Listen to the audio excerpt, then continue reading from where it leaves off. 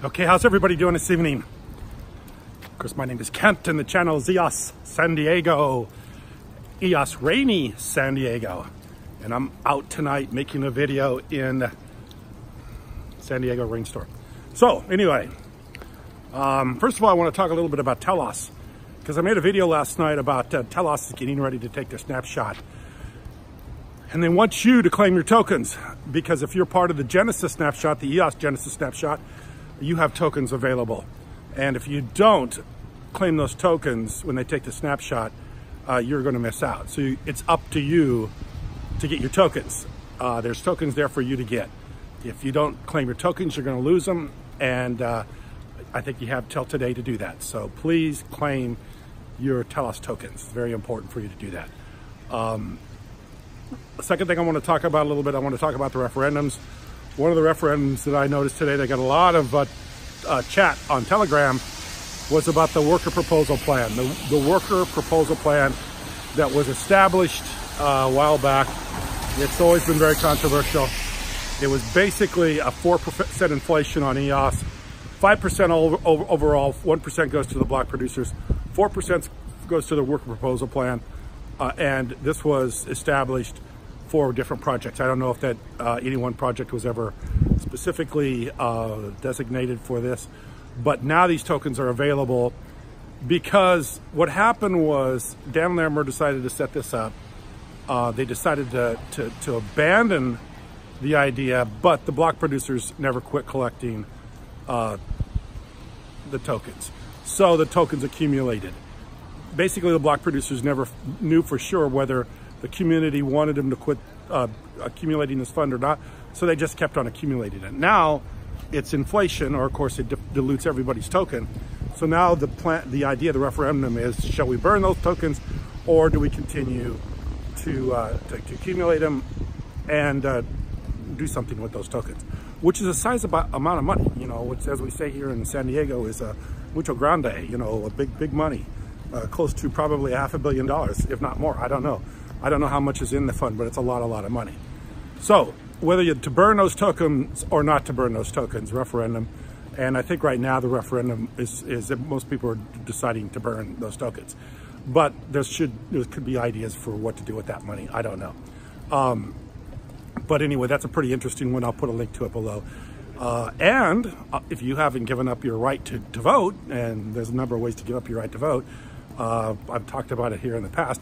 You want to maintain your right to vote. You want to maintain your right to get EOS, be able to vote on referendums by holding your tokens yourself, and by also being able to get airdrops and receiving all the amenities that come with owning the token. So if you haven't given away your opportunity to vote through some other way of doing that, you can go to this block, this link below, and make your vote as far as this is concerned. Important topics like this is what keeps EOS independent. So vote on these topics, they're very important. I also want to say something about the arbitration, because that's always been a big part of this too. You want to make sure that the EOS blockchain remains as independent as possible. So you're not subject to some world court or even some national or federal court, that if something like somebody comes and they make a dispute, that they don't automatically shut down a block producer. I think that's important. I think that was always the problem, is what is the blockchain subject to? What system of jurisprudence is it subject to? What is the, used to be a jurisdiction is it under? That's the word I was looking for, jurisdiction. What jurisdiction is the blockchain under? And I think most people don't want it to be under any jurisdiction. So if you're not going to have a jurisdiction, some way of arbitrating these issues with EOS, you better have some funds set aside in order to take care of disputes. Almost like an insurance, like an FDIC. In the United States of America, people know all banks are covered by FDIC.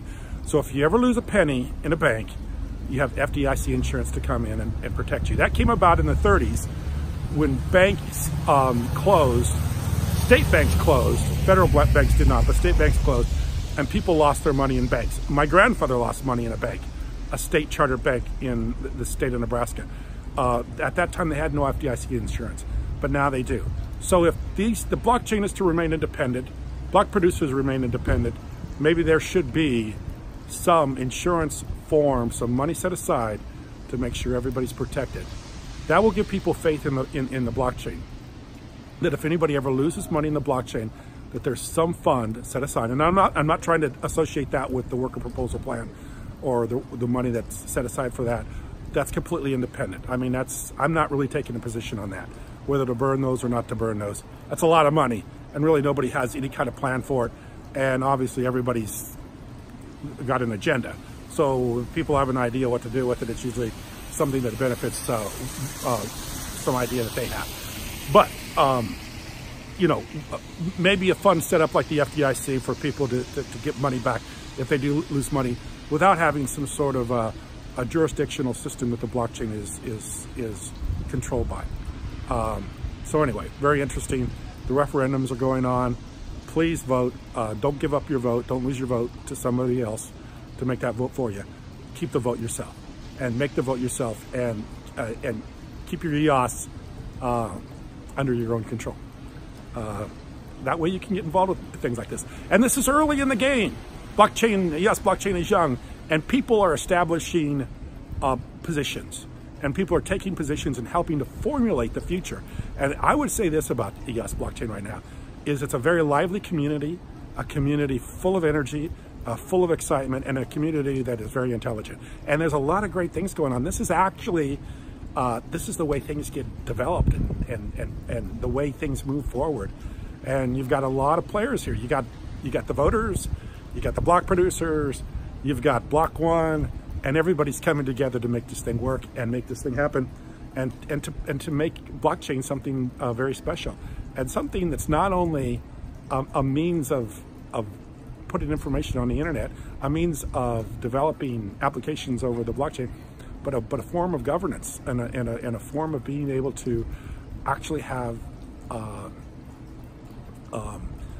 what is it they always say, the rights, the freedoms and the liberties that people have, that they hold so dear and so valuable around the world.